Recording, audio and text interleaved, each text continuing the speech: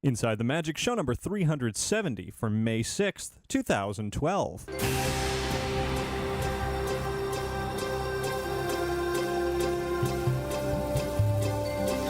It is Sunday, May 6, 2012. This is show 370 of Inside the Magic, and as always, I am your host, Ricky Briganti. We do have another great show packed with plenty of Disney and theme park news and some more interviews and a whole lot more fun. And before we get to all of that, please visit our website over at InsideTheMagic.net, not just now, but anytime throughout every week for all of our podcasts, videos, photos, news, articles, and plenty more. And if you ever have any news, tips, questions, comments, anything you want to send my way, you can do so via email at ricky@insidethemagic.net, or you can always call and leave a message over at 407-494-4ITM. That's 4486.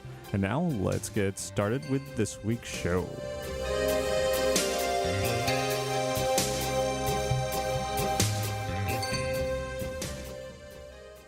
This week's episode of Inside the Magic is brought to you by Magical Travel, the perfect recipe for a great vacation, free dining at Walt Disney World out here in Florida. It's available for stays most nights from August 25th through September 27th, but the offer must be booked very soon by May 18th, so you're going to want to hurry for the best resort availability, and summer room discounts are also available. You're going to want to check with Magical Travel for rates and dates by calling them at 866-207-8387 or visit them online at magicaltravel.com to receive a free price quote, and be sure to mention Inside the Magic to receive your free Disney gift card for qualifying bookings when you book your Disney vacation with Magical Travel.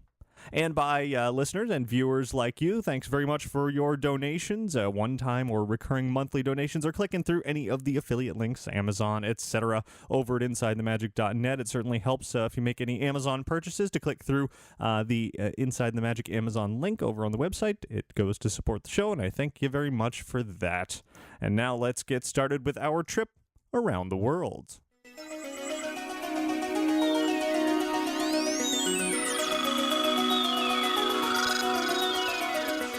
So it's been another fun week, another exciting week in the world of theme parks. I've certainly kept myself busy, especially yesterday. I sort of did a very hot and busy trip around Orlando, hitting multiple destinations, seeing a bunch of new things, but I'm actually not going to be talking about any of those things quite yet, not on this week's show. Instead, I'll be jumping back a little bit to last week's Summer to Remember special media event that Disney put on. We'll be talking a little bit more about that later in this week's show, but first, of course, we have the usual amount of exciting Disney and theme park news to get to. And the biggest news of the week, I would say this is pretty big news, comes in the form of a test that's going on out here at Walt Disney World. It's something I talked about last week on the show, and it indeed came true as expected. For the last few days and running for the next week and a half or so, Walt Disney World is testing throughout the Magic Kingdom park at select attractions, sort of the Fastpass of the future, if you will. It's coming in the form of these colorful temporary posts that have been installed in front of select attractions, and they are integrating RFID technology, which is radio frequency identification, into special plastic Fastpass cards for a select group of guests that are being chosen to test this out. And this is all part of Disney's grander sort of technology leap for the parks and the next-gen project. You've probably heard it described as, and or it could be XPass or FastPass Plus or any number of different names. It's not official. It's not rolling out anytime soon. In fact, Disney hasn't really officially commented on it at all. But the testing is going on to essentially create a system that would replace the traditional paper Fastpasses that have been around for so long with these RFID-equipped plastic cards that during this test, guests who have the cards would put them up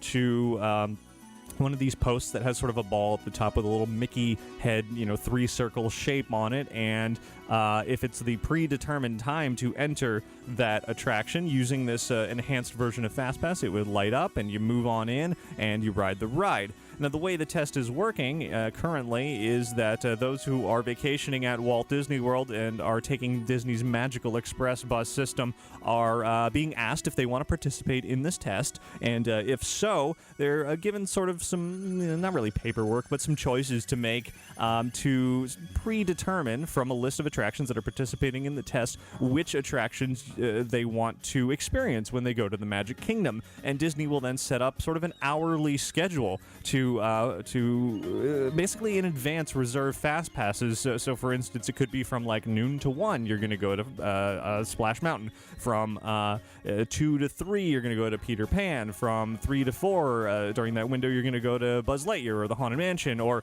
Mickey's PhilharMagic or a number of other attractions that are part of the test. And it's essentially as if you grabbed a whole bunch of fast passes in advance of being in the park, and you've more or less got your day laid out for you. It's certainly a different way of experiencing the parks, being able to schedule these times in advance. And ultimately, Disney's goal is to enable guests or visitors to Walt Disney World to choose these ride times well in advance, possibly even in advance of showing up to the parks and to Orlando. Instead, choosing this schedule. And you could do that, perhaps from at home, maybe on the web, or working with somebody from Disney, and it would really allow you to skip lines throughout the entire day. Of course, there are many people who are concerned this is too much organization, too much scheduling, too much structure to a trip, and it lacks spontaneity that is so necessary. And of course, if you have dinner reservations, or you want to stop and see a parade or a fireworks show, then you'll miss your time, etc., etc. These are the things that Disney is working out with this test. They're really just seeing how it's working with guests, what guests think about it, and how they feel, being able to schedule all these ride times in advance of showing up to the park and then going through the motions of actually going on them during those times. From what I understand, the test has been going very, very well so far. Everybody who's been participating has thought it worked fairly seamlessly, and it was pretty easy to just have this list, and during this window, you show up to this attraction, you ride, you're done, you move on, and then you do whatever you want until your next scheduled time. And there is some flexibility there for you to choose which attractions you plan on visiting, et cetera, et cetera. So it is just a test. These posts, these colorful posts that have been installed into the Magic Kingdom are going to be disappearing when the test concludes, just about a week and a half from now or so. And then Disney will go back and use the data they've brought in from this test and decide where they're going to go with this technology in the future. Of course, previously Disney used RFID-equipped cards to test out entry into Epcot, passing through the turnstile without having to slide your card through a scanner or anything like that. You just kind of hold it up to the Mickey-shaped device, and it lights up, and you're on your way. And that's really the ultimate goal, is to not only integrate this with Fastpass, but into entry into the parks and PhotoPass and on attractions to personalize things. And there's really a grander scope of this next-gen project that Disney is not officially commenting on yet, but it is most definitely in the works, and it's really interesting to watch it all unfold little by little. If you want to find out more information about the ongoing test, head on over to InsideTheMagic.net. I do have an article about it, and I'm sure we'll be receiving more reports about those who've had a chance to experience it firsthand and see how it all went. So there was another surprise that popped up this week, a very mysterious sort of announcement. There's a new attraction on the way to Walt Disney World, a new Pirates of the Caribbean attraction. But I know you're thinking, oh, well, there's already a Pirates of the Caribbean attraction. It's the Pirates of the Caribbean ride. Well, the new attraction's actually going to be called The Legend of Captain Jack Sparrow, and it's not going to be a ride. Disney's calling it a first-of-its-kind sensory experience, and it's going to Disney's Hollywood Studios, replacing the former Prince Caspian exhibit. And the way this announcement kind of came about was where the mystery is. Mickey Monitor is the annual pass holder newsletter for Walt Disney World. I received mine, I don't know, maybe a week and a half ago or so. It didn't really have anything earth-shattering, groundbreaking, no announcements in it. But then the summer edition of the Mickey Monitor showed up online, and one of the pages that was something else in the printed version was actually the announcement of The Legend of Captain Jack Sparrow, this walk-through attraction for Hollywood Studios, only in the online version. Well, as soon as that got noticed, Disney immediately pulled down that version of the Mickey Monitor online, and then I think either later that day or the following day proceeded to finally actually announce a few details about but I think they realized the cat was out of the bag, and perhaps it was a mistake, and they meant to pull it from the Mickey Monitor completely. Regardless, this is an attraction of sorts that is going to Disney's Hollywood Studios. The Mickey Monitor described it as, quote, having guessed, enveloped by the world of Pirates of the Caribbean as seen in the 4 feature films. And Imagineering show producer Jason Roberts went on to be quoted as saying, quote, "This is going to be an immersive experience. We're really going to will really delve into the story of Captain Jack Sparrow and put our guests in the middle of it all in new, exciting ways. Story is always the most important thing for us at Walt Disney Imagineering, but we're always looking at new ways to tell the story that our guests have not seen before. In this attraction, we'll walk in the footsteps of Jack Sparrow. It's not the making of, not behind the scenes. It really is a first-person experience. We worked with the archives as well as filmmakers while they were shooting the last movie, and as a fan, I just loved sitting through these films again and again, going through all the details and leveraging them for this new experience. It's really been a blast," end quote. So there's going to be some sort of special effects. You're sort of taking a first-person experience through Jack Sparrow as seen in the Pirates films, and it'll probably just be a walkthrough with some cool effects and some props and costumes and that kind of thing from the movie. But you never know. Maybe Disney will impress us, and it'll be something even more than that. Initially, the Mickey Monitor didn't really specify when it was going to open. Ultimately, the Disney Parks blog, as well as a press release, has released that this Legend of Captain Jack Sparrow attraction will open in fall of 2012. So coming up later this month, a date has not been specifically set, but Merida from Disney Pixar's upcoming film Brave is going to be making her meet and greet debut over at the Magic Kingdom in her own sort of home there, an interactive, archery-filled experience. But this week, she actually began sort of test meet and greets over at Epcot, sort of popping up here and there. No specifically scheduled time or places for this new Disney princess to show up, but quite a few people have been very excited to see her. I didn't personally have a chance to see Merida over at Epcot yet, with her Scottish accent and bright red hair and her long flowing dress and all of that. However, I do have a little bit of Merida to share with you here, courtesy of Jeff Lang over at jefflangdvd.com and Denise Prescott over at mousesteps.com. They rushed out to Epcot to make sure to see Merida in her first Disney Parks appearance, and I want to share a little bit of that with you right now so you can hear the Scottish accent that better than my own, and hear what Merida looks, or rather sounds like when appearing in a meet and greet. Oh, my fate brought me here today.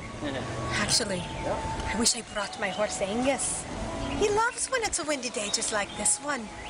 Sometimes on the Highlands, where it's running around, and you feel the wind, and he loves to jump right out of the air. Oh, it's beautiful, isn't it? So just a little sample of one of Disney's newest park characters that you'll be experiencing soon at the Magic Kingdom when she makes her debut later this month. If you want to see more of what she was like over at Epcot, head on over to InsideTheMagic.net, as well as JeffLangDVD.com and MouseSteps.com. Speaking of Epcot, Disney this week announced the lineup this year for the Eat to the Beat concert series during the 17th annual Epcot International Food and Wine Festival, taking place later this year.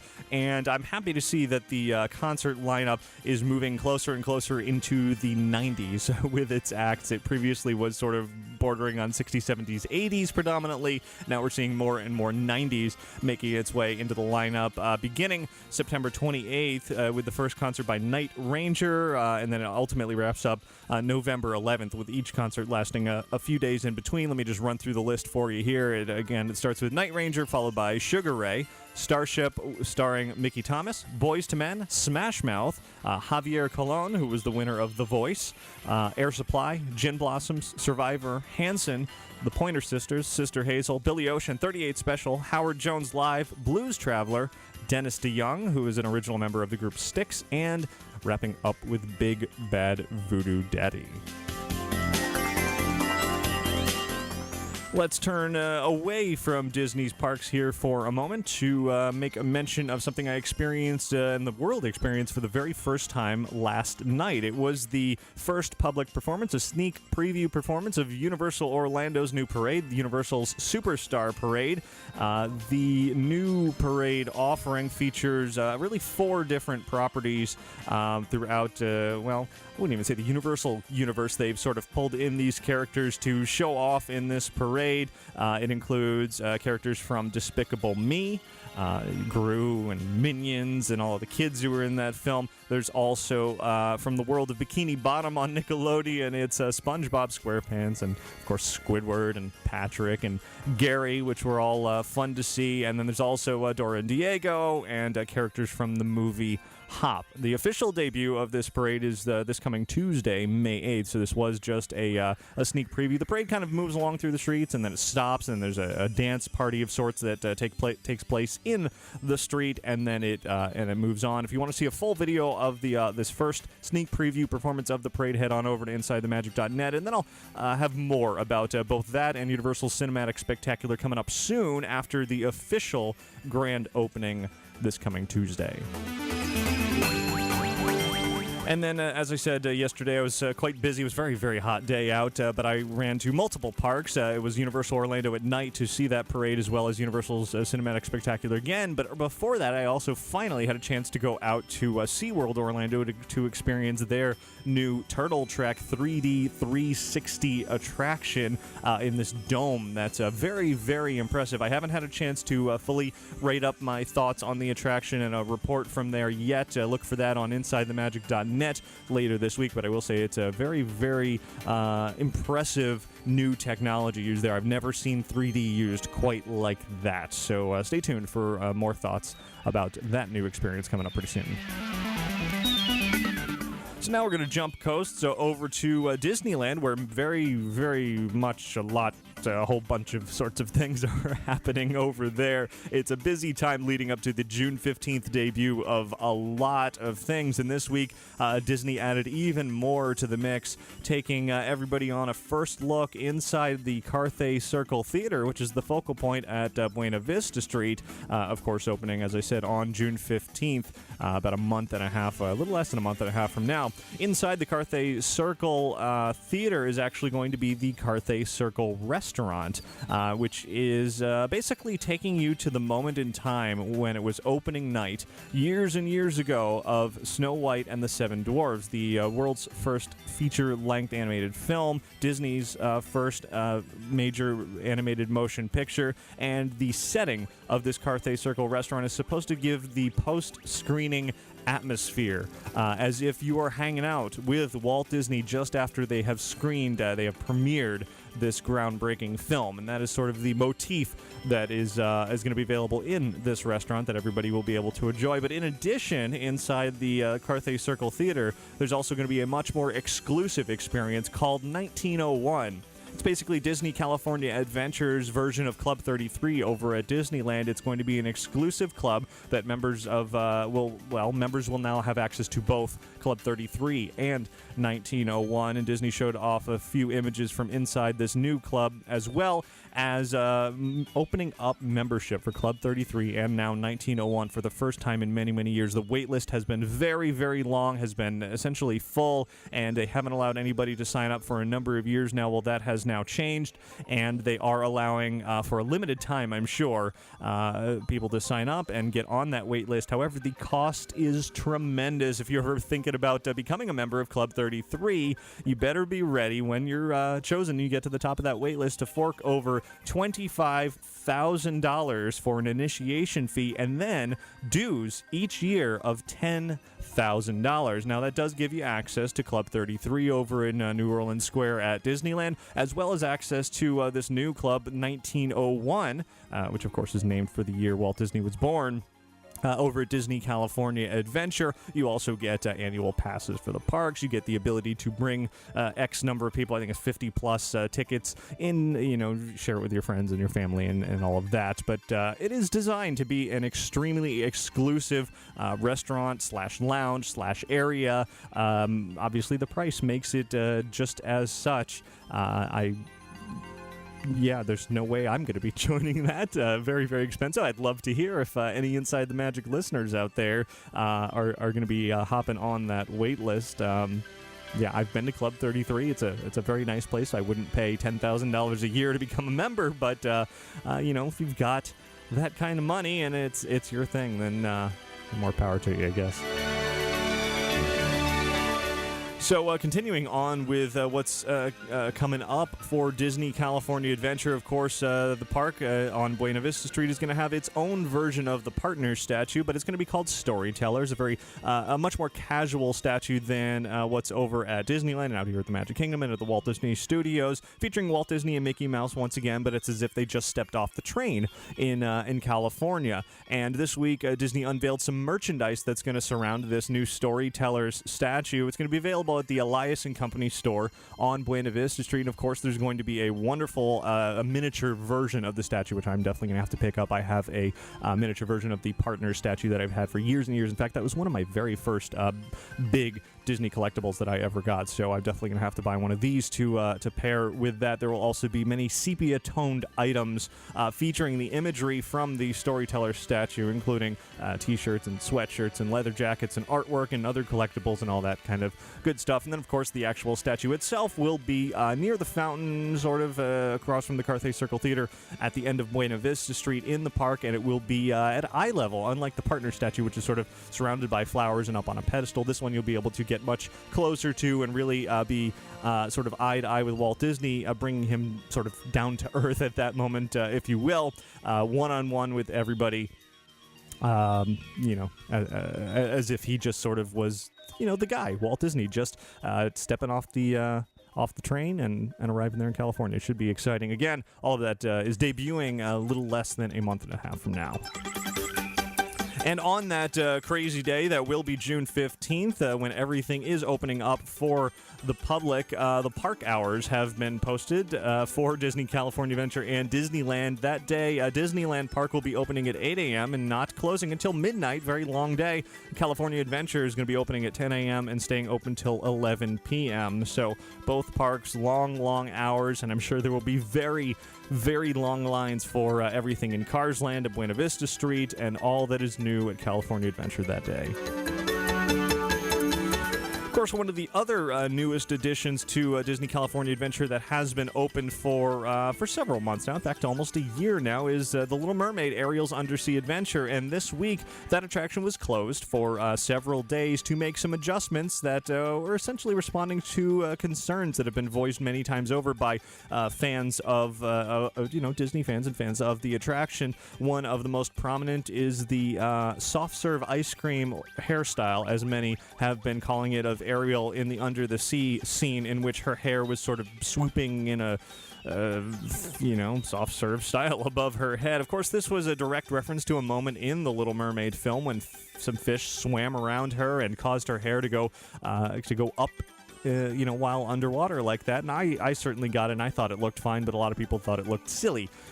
So Disney has addressed that and changed it out to be sort of normal, quote-unquote normal, flowing hair instead of that. In addition, something that I definitely didn't like so much, the computer-generated animation scenes where there was one above your head of Ariel and Flounder swimming around, and another one where she was changing from having a mermaid tail to having legs. Those CG moments didn't really fit into, well, the projected CG moments, and so Disney has swapped those out with more traditional animated looking projections as well, not so 3D looking a lot more sort of cell shaded and flat. So good news there, and it seems these changes will make their way into the Walt Disney World version of the attraction when it opens later this year as well. Let's move to the world of television news now, something I am very much looking forward to. I have some new details have come out this week surrounding Disney XD's upcoming series Tron Uprising. It's from Disney Television Animation, and a debut date for this Tron-based animated series has been announced as Thursday, June 17th. Again, that's on the TV channel Disney XD. A new trailer unveiling a lot more of the visual style of the show, which is very, very stylized, has a great voice cast. A new trailer has shown up with all of that online. In addition, prior to the debut, Disney Channel is going to have a 30-minute special, almost a prequel to the series. It's going to be called Tron Uprising: Beck's Beginning. Beck being the lead character of Tron Uprising, sort of taking the baton from Tron and trying to battle the evildoers on the grid. That's going to air very soon, just 12 days from now, on May 18th on Disney Channel. So if you are like me and you're a fan of Tron and you don't want to wait till a potential third Tron movie is going to be coming out, this animated series seems like it is going to be a great, great show, and hopefully enough people will watch to keep it running for a long time. Continuing with TV listing from Kirby over at bartlett-sloan.net/TV. The Disneyland episode of Modern Family that was filmed on One More Disney Day a few weeks ago is going to air this coming Wednesday on ABC at 9 p.m. That's May 9th. And one more bit of news this week. It's sort of technology news, which is pretty interesting. There is a group called Disney Research, and they are working closely with researchers and students over at Carnegie Mellon University. And this week they published their recent efforts in something they're calling Touche, which is their sort of technological variation on what many are used to with touchscreens and even with iPhones, where you can kind of pinch and pull and swipe and all of that. Well, Disney is essentially looking to take this a step further with their new research, in which they're calling it swept frequency capacitive sensing techniques. Basically, that means you can use multiple touch points on front and perhaps even the back to do all kinds of gestures with 1, 2, 3, 4, 5 fingers. It'll recognize all of that, as well as grasps and wrapping your fingers around something in a circle, laying your flat arm on something, perhaps a table that could respond, or a doorknob, or even putting your fingers in liquid. You could submerge your hand in liquid, or just put 1 or 2 or 3 fingers, and it will detect all of those different uses of your fingers, and even they've found a way to use your body as a touch device, where you could just tap your palm or swipe along your arm, and that could be relayed via Bluetooth to a smartphone or an iPad or other similar sorts of devices. So some very, very interesting research and technology going on there. Of course, it is just a research at this point. They're not planning on implementing this in any kind of consumer-level device just yet, but very interesting to see that. There's a video out there about 5 minutes long of Disney's research group and Carnegie Mellon University demonstrating these new, as I said, swept frequency capacitive sensing techniques. Definitely worth watching. And that'll do it for your news from around the world this week.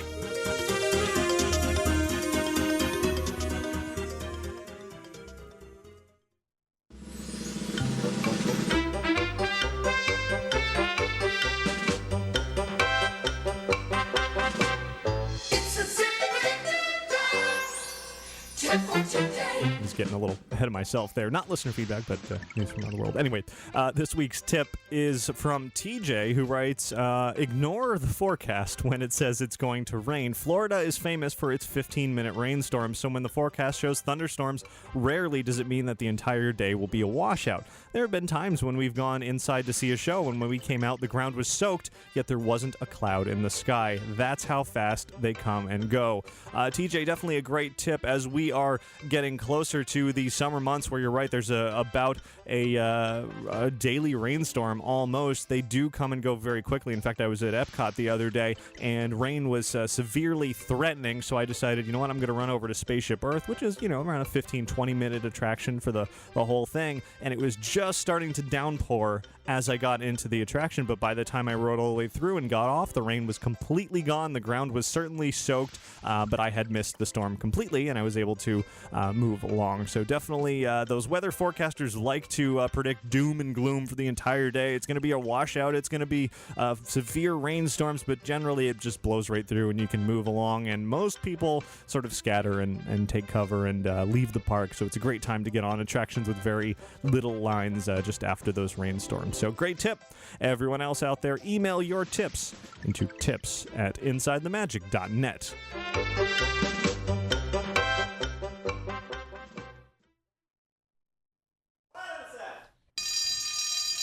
Action!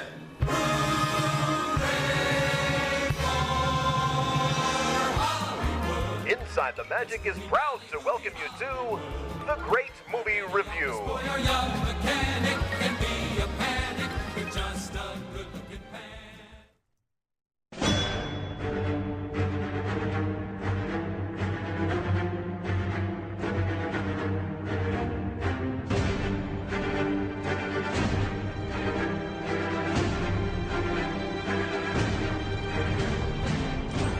So now I want to talk about what is quickly becoming one of the biggest movies ever to hit the big screen. It is Marvel's The Avengers, and of course Disney owns Marvel, purchased them a few years ago, also distributing this Marvel Studios picture in partnership with Paramount Pictures, and you know the Avenger rails rounding the Walt Disney World tracks, and there's no arguing that Marvel's The Avengers is indeed a Disney property, and something that I most definitely want to talk about here on the show, not only because it is Disney, but also because it is a fantastic movie. Before I get too far into this, I do want to say, don't worry, no spoilers to be found in this movie review, so if you haven't seen the movie yet, you don't need to fast forward, you don't need to skip this, because I will not spoil a thing for you.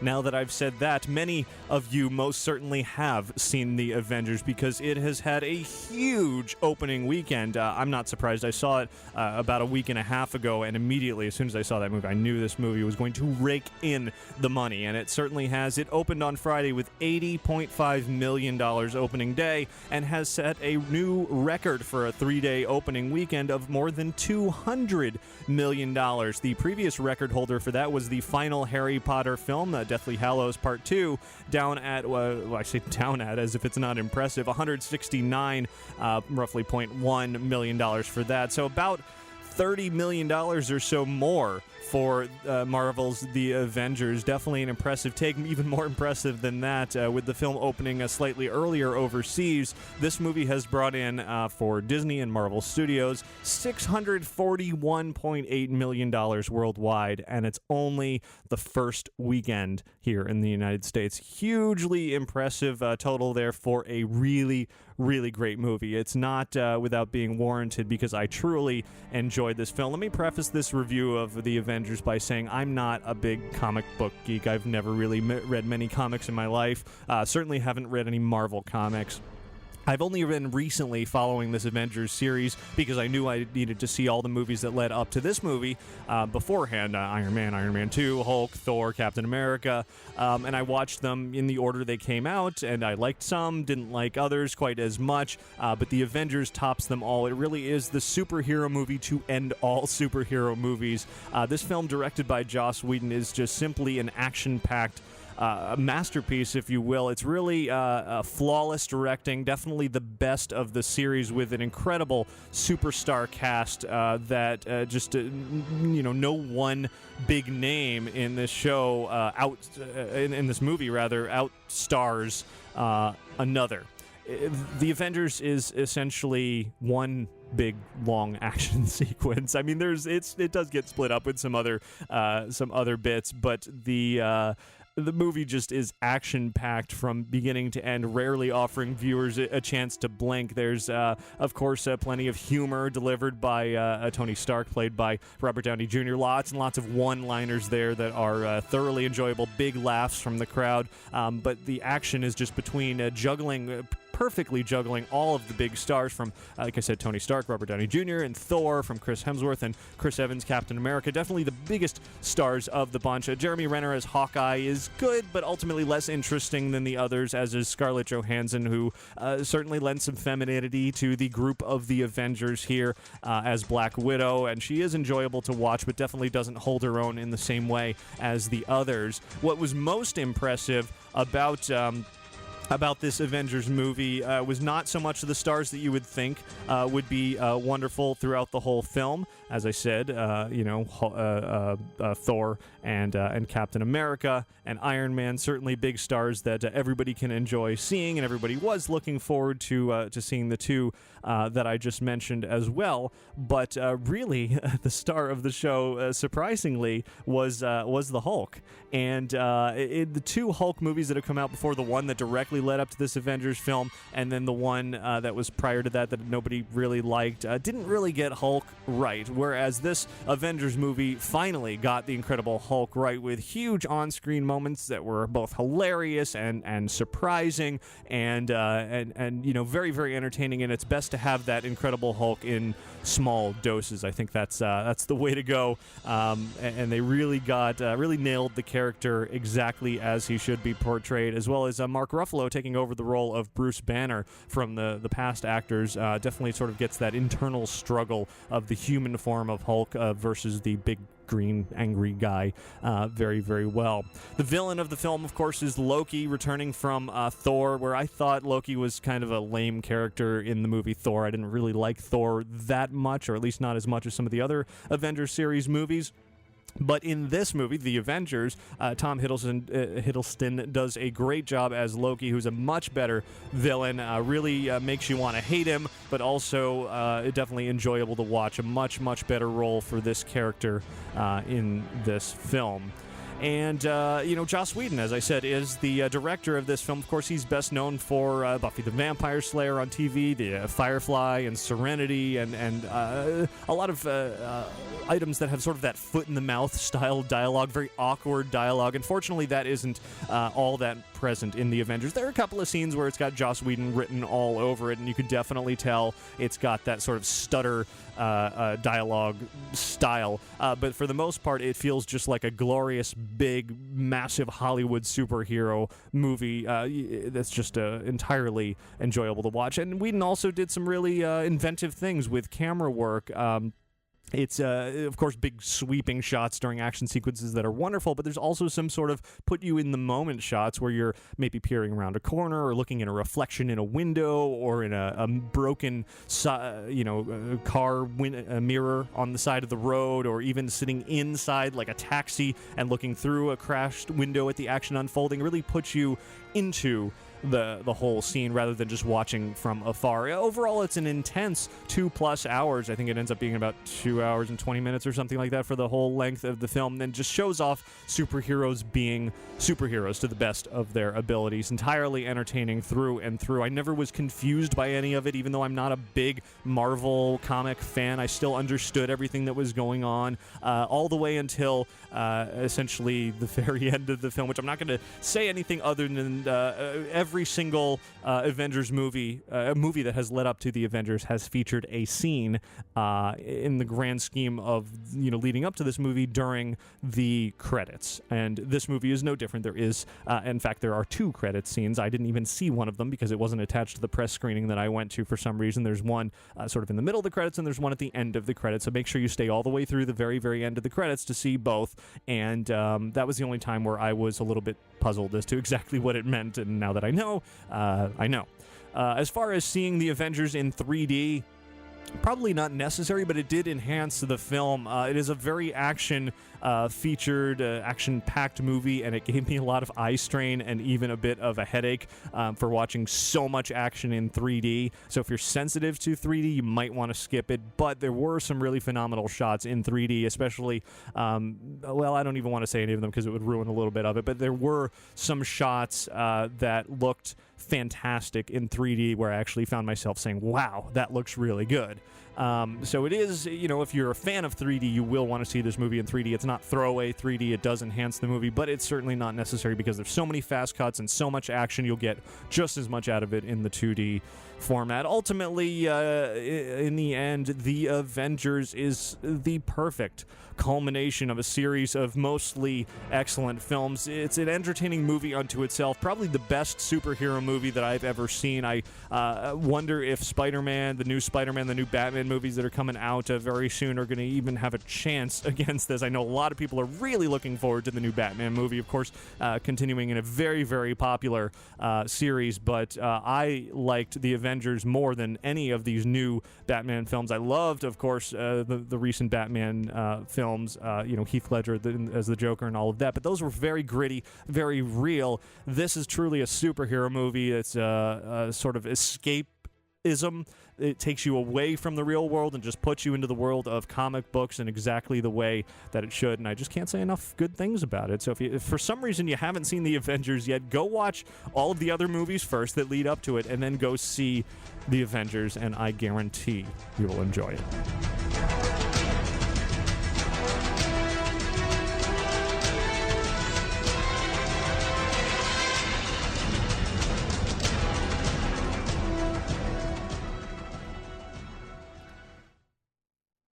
And now, before we move into our next main feature on this week's show, let me talk a little bit about Theme Park Connection. ThemeParkConnection.com is where you're going to want to visit if you are interested in buying rare and unique Disney collectibles. Once you're there at their website, you can browse through their items that they're selling on eBay. They have a huge eBay store where they're really listing all kinds of unique items every single day of the week, and plenty to browse there. But also, if you're in the Orlando area, you're going to want to stop by their physical store, which is huge. They keep expanding it, and it's just got shelves and shelves and displays of really amazing props and costumes and items that you'll instantly recognize from Disney attractions and Disney parks and even Disney movies. And then, of course, a lot of smaller items as well that you can pick up, lots of pins and lanyards and all that kind of good stuff.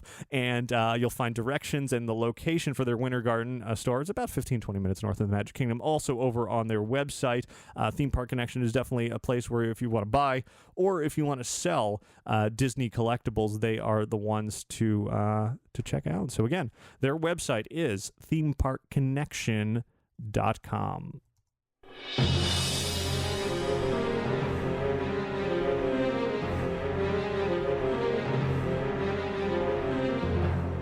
So now I want to jump back to last week, to Disney's Summer to Remember media event that they put on. Last week, of course, I talked about New Fantasyland and going on a construction tour behind the wall there, and with Imagineer Chris Beatty, the creative director in charge of the whole Fantasyland project, walking through Storybook Circus, as well as learning more about what is coming to Test Track. Well, there's even more on the way very soon for Epcot, and it's sort of a revision of an existing attraction that's been over there and been very popular. It is Agent P's World Showcase Adventure.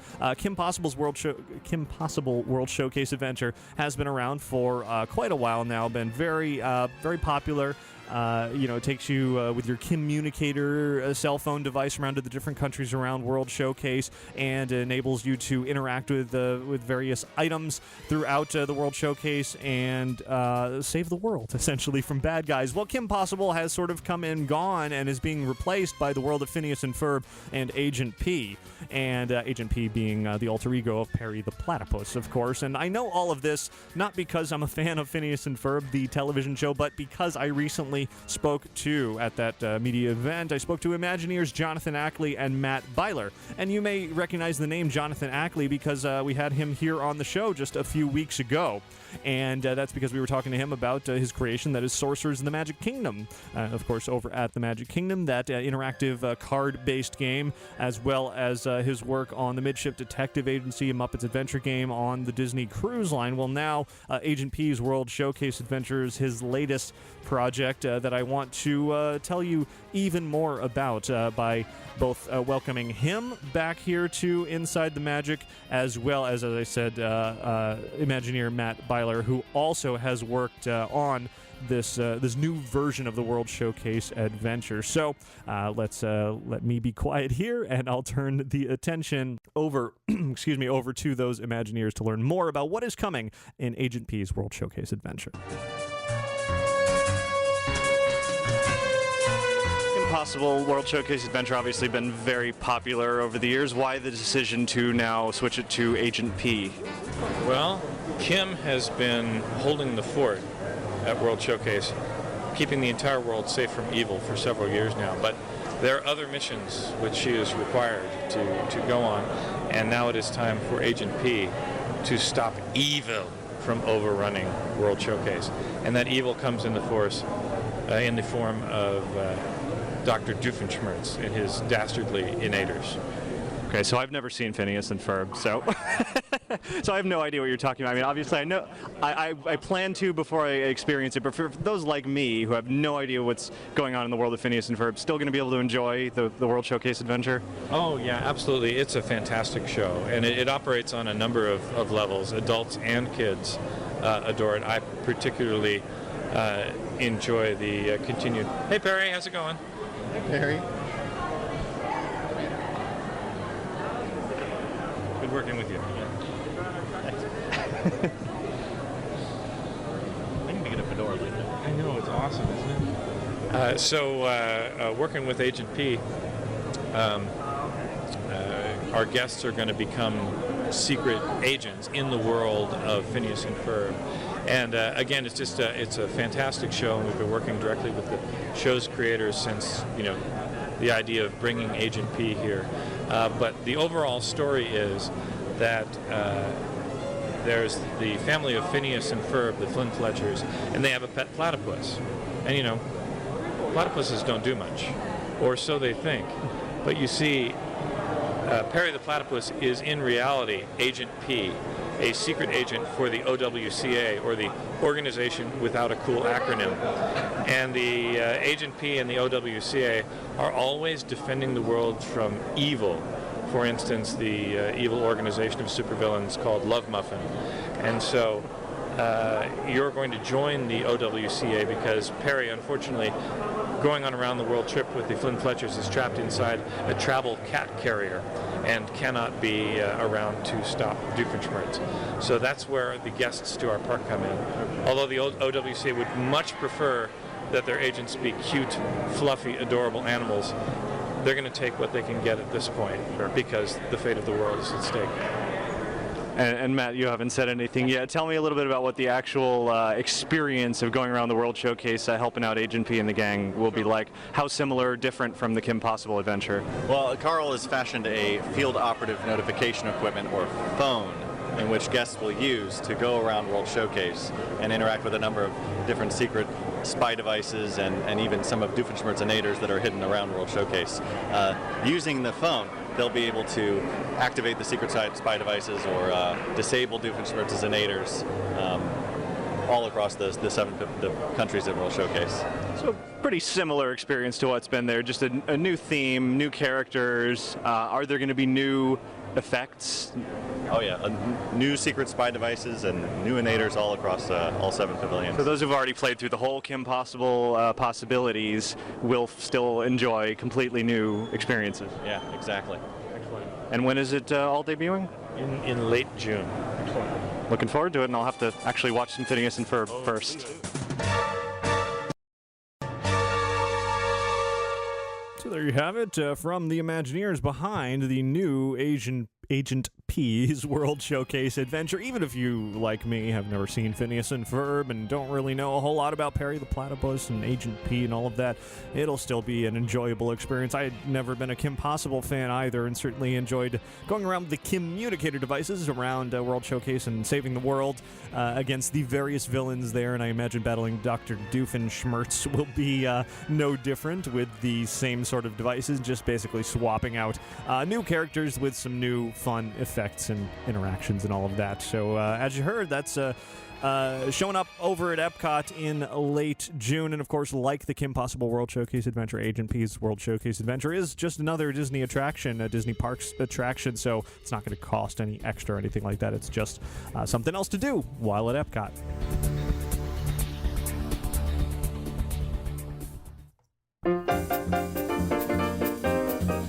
But that's not the only interview I have to bring to you this week from the special event last week. Now I actually want to talk about Splitsville, another attraction, if you will, that is coming to Walt Disney World. It's actually more of a hangout that's on its way to downtown Disney later this year. Splitsville is something that has been in existence for a while in other locations. In fact, it's going to be the fifth Splitsville location when it opens up later this year in the former home of the Virgin Megastore at Downtown Disney. More recently, it was the Ride Makers location before they moved over to Team Disney, and now Splitsville is currently under construction over in that west side area, just opposite a House of Blues and sort of near Disney Quest and all of that. And Splitsville essentially is, well, at its very root, it's a restaurant and a bowling alley, but it's not exactly like any other bowling alley that you know of out there. The idea is to make it more of a hangout, and really, rather than me talking all about it, I want to bring on Splitsville co-founder Mark Gibson, who I had a chance to talk to last week, and he will be able to shed some light on exactly why Splitsville is different than your average bowling alley, as well as what Walt Disney World guests will be able to experience when it opens later this year. So tell me the basic concept behind Splitsville. How long has it been around? How many different locations are there? There are 4 Splitsvilles currently operating. The first one opened up in late 2003, so almost going on 10 years in Tampa, Florida. And obviously Orlando will be the 5th location. We'll open up 4th quarter this year. Why the decision to come to Disney? Did Disney approach you, or did you come to Disney? I think initially we approached Disney because there's not bowling anywhere on property, and it just seems like one of those kind of cross-generational and cross-demographic entertainment venues. So we thought it'd be great. Disney obviously gets approached by a lot of people, so it took some time for them to sift through. And I think their conclusion was how we approach bowling as more of an activity and an event than a sport. They love. We separate the lanes. We've got a big commitment to food and to the restaurant side. So I think we fit and align with what they would want a bowling operator to do. And it really is a very unique, one-of-a-kind bowling concept. Do you anticipate Splitsville at Downtown Disney to be a major nighttime hotspot when it opens? It should be. We're used to obviously operating in local markets, so we think we can handle cast members, guests, as well as locals. So the second floor, it's 2 levels. You have 20 lanes on the second floor. We have 10 lanes on the first floor. The atmosphere and the environment can kind of transition as you hit 9 o'clock. And the second level, we think maybe a little bit more adult activated. Maybe at sometimes could go 21 and over. Or downstairs can be activated for children, families, walking guests, 24 hours. So I think that's what everybody was wondering about, because I know your other locations do have sort of those age dress code restrictions. How many of those are going to apply to your Disney location? We're working through that with Disney because they really want to make sure we accommodate everybody. So I think the dress code has to kind of go out the window, because if you're at Downtown Disney, when I'm there, it's shorts, flip-flops, t-shirt. Right. So it may be more of an age thing where we keep, the music gets a little maybe louder and gets a little bit more hip and current. The lighting maybe goes down on the second level, but the first floor I think will have to be accommodate all guests at all times. So. Okay. And what separates Splitsville from your average everyday bowling alley? The design. I mean, our lanes are not in a row. Most bowling alleys you see 16 or 32 lanes side by side by side. Our lanes are split a la Splitsville. So you could literally stand at the very end of a lane and watch the ball hit the pins. You can look back and across the lane. So there's lines of sights and perspectives that you won't see anywhere else.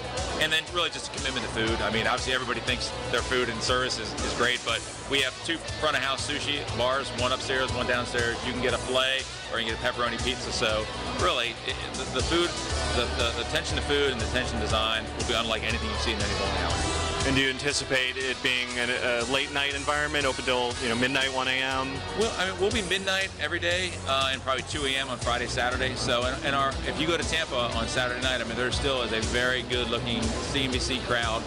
All the way up to 2 in the morning. Actually, Tampa can go to 3 o'clock. So we think it should be activated. I mean, you've got 50 to 75,000 cast and OP workers.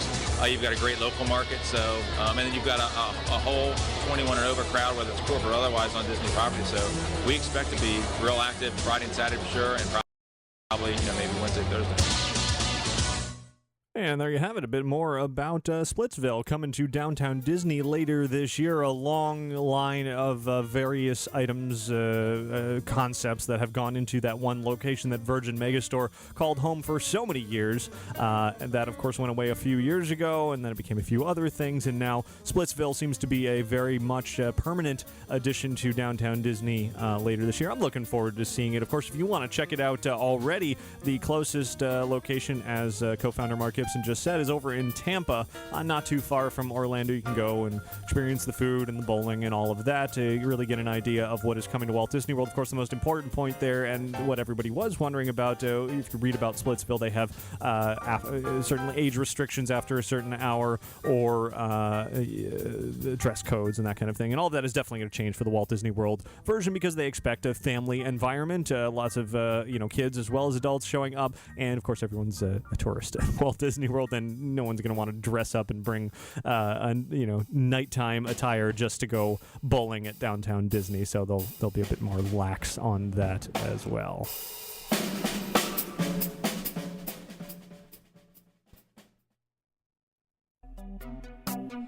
And it now is almost time for some listener feedback here. But before we get into that, let me put in a quick word about Lanyard Lab. LanyardLab.com is the website that you can head to customize your own lanyard. Of course, that's that piece of material you hang around your neck to hold an ID card or a name badge, or maybe even your park tickets and fast passes when you come out to Disney parks. You can customize it over at LanyardLab.com by clicking on anywhere that says Get a Quote. Fill in all your details there. Send us your colors, your text, your logos, whatever you want to put on there. We'll email you back with a price quote for your design, along with a proof showing you what the Lanyard Lab, the lanyard will look like. And if you're happy with everything, you can purchase right there online, or you can respond and have any changes that you'd like. It is completely free to preview and to try, so check it out over at LanyardLab.com. Hey, Ricky. Hi, Ricky. Hi, Ricky. Hey, Ricky. Hi, Ricky. Hi, Ricky. Hey, Ricky. Ricky, this is amazing. Ladies and gentlemen, boys and girls. Inside the Magic listener feedback.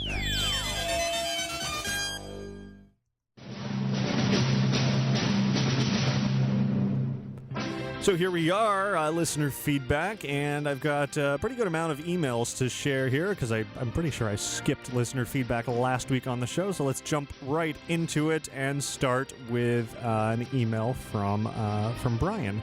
Brian writes, I started listening to your podcast sometime around September 20th and been trying to catch up at the same time as I listen to your current episodes. Right now I'm on episode 158, trying to finish all your 2008 episodes before the end of the year. To tell you the truth, it was easier to go through your past episodes when they were only 30 minutes long, but at the same time I did get a little sick listening to There's a Great Big Beautiful Tomorrow. Anyway, I love your Cast Corner segments, and after listening to a few of them, I realized I had a cast member go out of his way to help me out. In the first half of this decade, I worked for an airline, and now everyone knows the best part about working for an airline is the travel benefits. On my days off, I used to take the first flight from Seattle to Orange County Airport, spend the day at Disneyland, and then on the last flight back to Seattle. Now, the thing that most people don't know is that airline employees would also get discounts to hotels and amusement parks. Disneyland's discount was airline employees can purchase a special airline employees annual pass. That was the same as a Southern California annual pass, since it was a secret annual pass. To find out what dates are blocked out, I would go to the Disneyland website, click the link for more information on the SoCal pass, and type in 90210 was my zip code to get in. I went to Disneyland several times on my annual pass, and when it expired, I thought I'd wait till the next time I went to Disneyland to buy a new one instead of renewing by mail, so I wouldn't waste any days. When I couldn't go again until after the summer because of overtime at work. So in September of that year, I arrived at Disneyland's main gate to purchase a new annual pass, only to find out they had decided to cancel the airline annual pass program. I was shocked. I had my old pass out and showed him just in case he was confused and thinking about something else, but no, the program was canceled. I then politely asked the guy what discount I could get because I wasn't going to pay full price, and he told me to hold on a second and went into the back. I stood there for a minute listening to the music in the Esplanade, which is my favorite music there, and then he came back, charged my credit card, and gave me an annual pass. I thanked him and went and enjoyed the park. Later, I realized the guy gave me the Southern California pass, even though I didn't live there. He didn't have to do anything for me because I was trying to cheat the system and lost, but he really made my day an enjoyable one.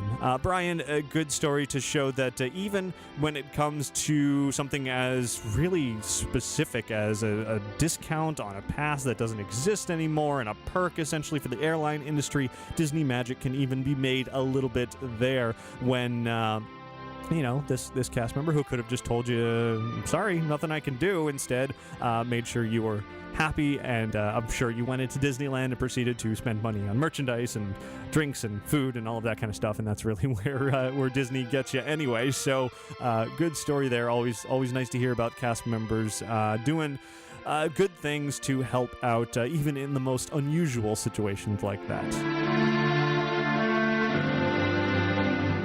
Next up, we have an email from Stan from Illinois, who writes, just wanted to say thank you for the information regarding the Disneyland dining reservations by email. We just completed reservations for our World of Color lunch at the Wine Country Trattoria for our upcoming trip in late May. We received a response via email within 45 minutes with our confirmed time. This is a much easier way of scheduling dining, especially for someone without much time to sit on the phone. Thanks for the tip, and keep up the fantastic work on the show. Stan, you're welcome. I'm glad I was able to share that. You can now email in for dining reservations at Disneyland, and I'm even happier to hear that you actually used it and it worked out well, and that, that sounds like a really great way to make a reservation. Just to, I would love to be able to just send a text message in as well, but email works. I'm always on email, and I do like it much more than phone conversations. You have to sit on hold and then blah, blah, blah, blah, blah. If you can just type it out, shoot it off, 45 minutes later, you're done, confirmed. Sounds like a good way to go to me. Next up, Dr. Frankenolly writes in and says, let's see, where are we? So anyway, when the girl who was on your podcast spoke about Kingdom Keepers a few weeks ago, she mentioned it was a mystery why they hadn't made a movie on it. Well, in an article I read about a couple of Marvel movies, I found a piece of text that caught my eye. Director Jon Favreau said in an interview that he would be directing the new Magic Kingdom movie that follows a family on vacation as they notice characters coming to life around the park. It said they were going to start filming in 2015 or 16, so not for a while, but you might want to research this a little. I read the article a while ago, and people change their minds. Anyway, so yes, that Magic Kingdom movie is most definitely in the works with Jon Favreau directing, and it's not a Kingdom Keepers movie as you're sort of tying it in together, but it's definitely very similar, sort of this after-hours adventure in the parks, and we're not even really sure exactly how that whole movie is going to work. They've said that it is not going to be just Night at the Museum Disney style. It's going to be something else, but what that means exactly, we're not sure of yet. I have a feeling it will be similar to the Kingdom Keepers in that respect, but I'm sure there will be. It's not just going to be a direct make of those books in movie form.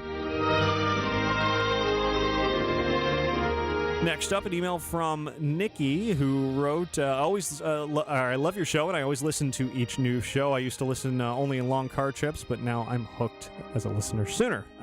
Anyway, I have a couple of suggestions/tips for listeners, even though these could be no-brainers. I booked a 9-day, 8-night trip for Walt Disney World in October for Halloween/my birthday through AAA. You mentioned last week how a listener suggested a travel agent. Well, I highly recommend AAA if you're a member. They give you a 10% off your discount on your trip, and they keep an eye out for any discounts that float by. Also, sign up for the Disney Destinations email newsletter. I recently got an email regarding park hopper passes and a few other things and forwarded it to my agent and asked if we benefit from this. She replied, not only did we knock $10 off our trip, but we snagged a free hopper and water park passes for our whole stay. I'm enrolled in multiple Disney email newsletters and get tips and discounts and all kinds of things at various times. I'm also a D23 member, so I get exclusive emails from that too. If you read those emails, you will occasionally really benefit. It was said that we couldn't get the free meal plan this year, but the park hopper and water park passes make up for it. Nikki, thanks very much. Definitely lots and lots of ways to help you plan your trip, whether it be working with a travel agent, whose services are generally free. They just help you find the best deals and all of that, or if it's going through AAA and getting those discounts, or just paying attention to email newsletters. There's lots of money to be saved, and then you have more to spend on merchandise and food and all that kind of stuff when you do finally make it out to the parks. And now we're going to go over to a voice message from Justin. Hey Ricky, it's Justin in LA. I wanted to say thanks for playing the new spiel for the monorail.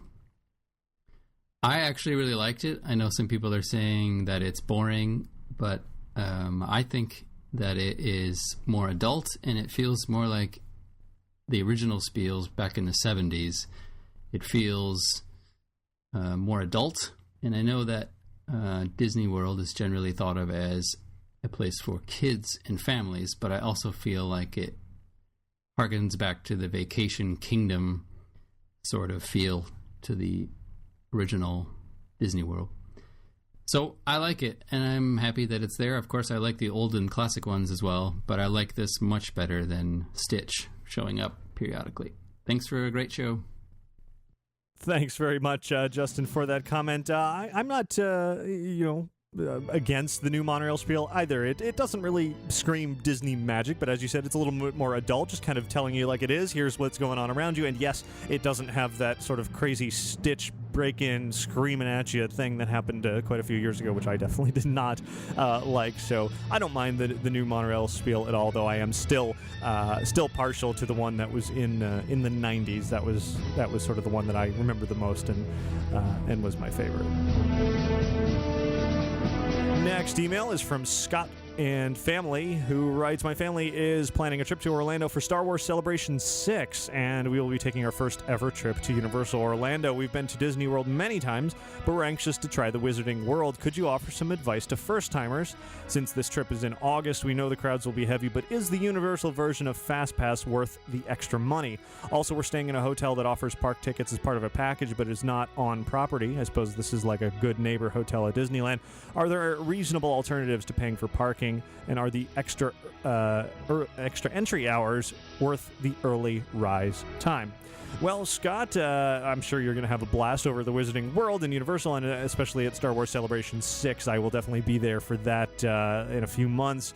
Happy that it's coming back to Orlando. Once again, it was a great time a couple of years ago.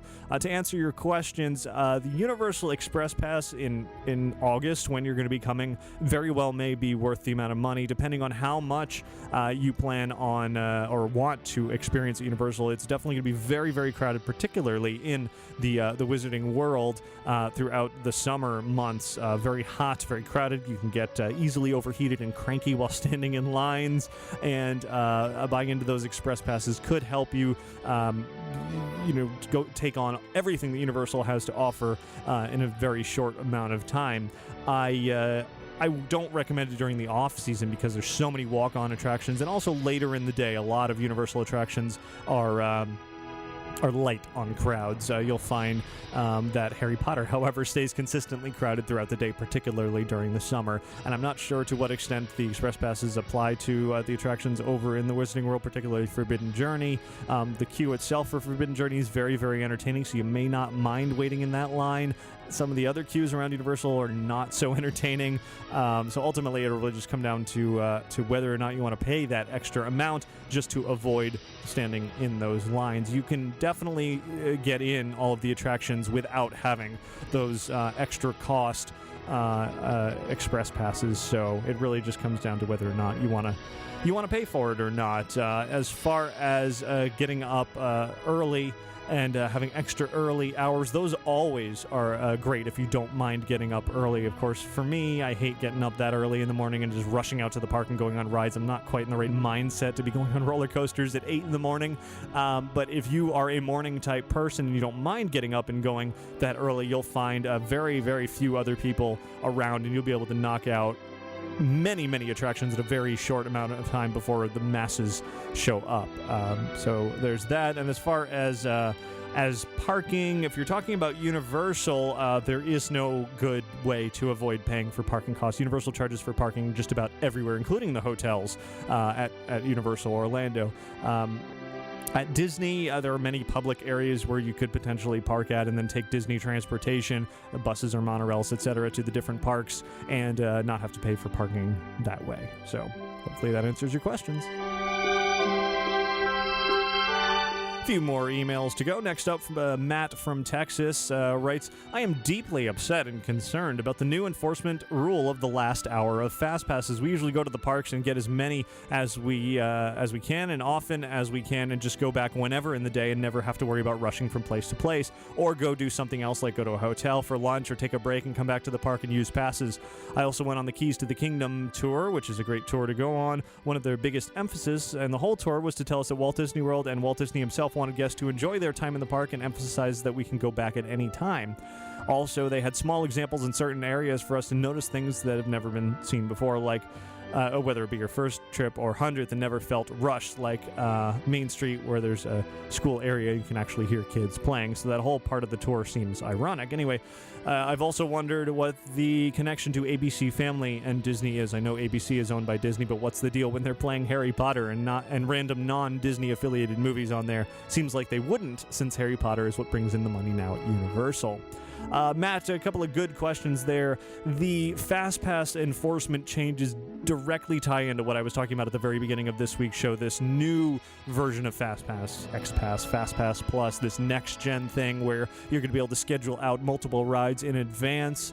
That is the reason why this change has taken place in the enforcement of those Fastpass times, and honestly, it's just something you're going to have to get used to, whether you like it or not. It's the rule. It's the way Disney is running things now out here at Walt Disney World, and you're just going to have to change the way that you approach the parks. You can no longer go and do what you said and grab a million Fast Passes and use them all up at the very end of the day, back-to-back succession. You have to essentially use Fastpass the way it was designed to be used, which is you grab a Fastpass, you go do a few other things, it's your time, you go back to that attraction. You grab another Fastpass, you do a few things, you go to that attraction, you kind of use it staggered throughout the day. It was never intended to be used where you can sort of hoard them all and then use them later, and that's really what Disney's trying to change and make everybody sort of go by the way they want you to use it. And whether you like it or not, well, not much you can do about it, unfortunately. As far as ABC Family, that is certainly a spin-off of ABC.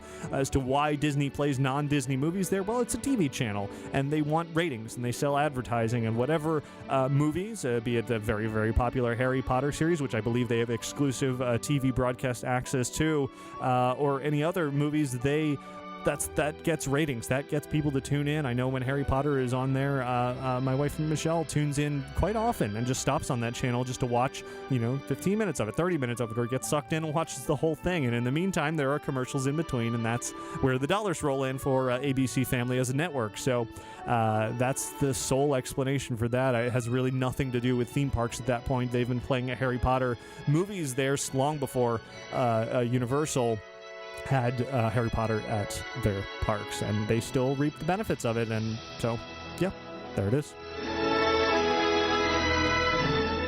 One more email from John and Sally, who write in. My wife and I listen to your show every week, and if we have a long drive, we download an episode or two to listen to with our sons as we travel. My question is, how much time does it take to write, edit, produce, etc. a show? And also, how do you balance this with the rest of your life?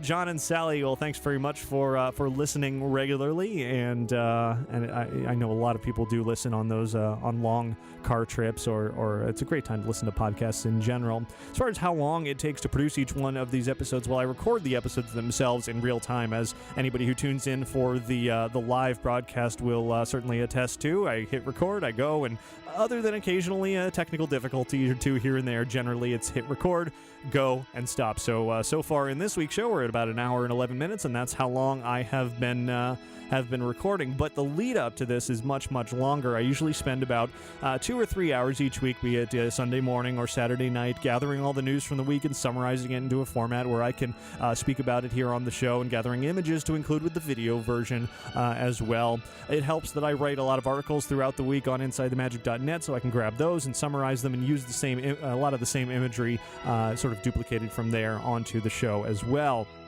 But in addition to that, there's picking out the music, and then, of course, arranging any exclusive content that happens only on the podcast and not on the website as well, be it interviews or other phone conversations, or even some other news that probably didn't warrant its own article over on the website, but is still worth mentioning here on the show. So it ends up taking about 2 or 3 hours to sort of organize the show itself. But throughout the week, I am constantly working on the website, and of course running around town and and going to all the parks and all of that. So to answer your question, how do I balance this with the rest of my life? Well, this is the rest of my life. I mean, yeah, I run Lanyard Lab.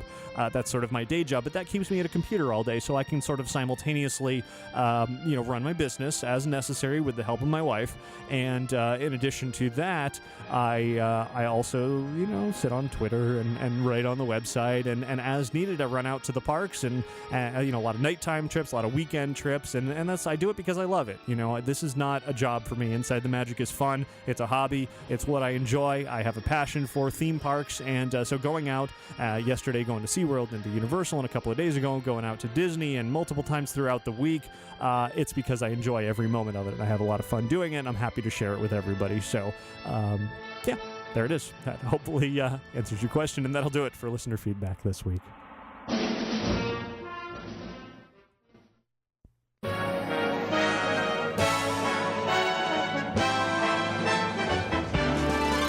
There's a great, big, beautiful tomorrow. And that about wraps up show 370 of Inside the Magic. Hopefully you enjoyed the look ahead as to what's to come at Walt Disney World this week. Agent P's World Showcase Adventure and Splitsville, both coming up, one sooner than the other, later this year. Of course, I also talked about the Avengers, fantastic movie that I do highly recommend you go see. It is, after all, Disney-owned Marvel, and I have a feeling we're going to see more and more of those characters and more Marvel working its way into the world of Disney wherever they possibly can. So definitely go see it. Very, very good movie. I want to thank Magical Travel for sponsoring this week's episode of Inside the Magic. You can find out more about their services by visiting magicaltravel.com. Also visit themeparkconnection.com. It's a great place to go for Disney merchandise, unique items, collectibles. You can buy, you can sell, both at their online eBay store as well as their physical store out here in the Orlando area. And, of course, visit us over at lanyardlab.com to see all the different styles and custom lanyard options that we have available. You can request a price quote today to receive a free digital preview of your lanyard design. And between episodes of this podcast, please visit our website over at InsideTheMagic.net. It is your source for Disney and theme park news. Not only will you find all of our podcasts that also include links and background music listings, but also lots of our videos and photo galleries and almost daily articles and multiple articles each day, actually. And, of course, follow us on Twitter and Facebook and YouTube to stay up to date with all the latest Disney and theme park fun between episodes of this show. So, thanks very much to all of you for listening and for tuning in each and every week. And for those of you watching the live version of the video or later on YouTube, the replay, of course, we record the show live each Sunday, usually around 2 or 3 o'clock Eastern time, though sometimes it'll have to be a little bit later in the day, depending on how much I have to do during the weekend, but sometime on Sunday. And you can follow us on Twitter and Facebook to find out exactly when that live version is, and you can always watch it later on YouTube as well. So that's about it for this week's show. Thanks again for listening and watching, and I do hope you all have a magical week. Goodbye. There's a great, big, beautiful tomorrow. Just a dream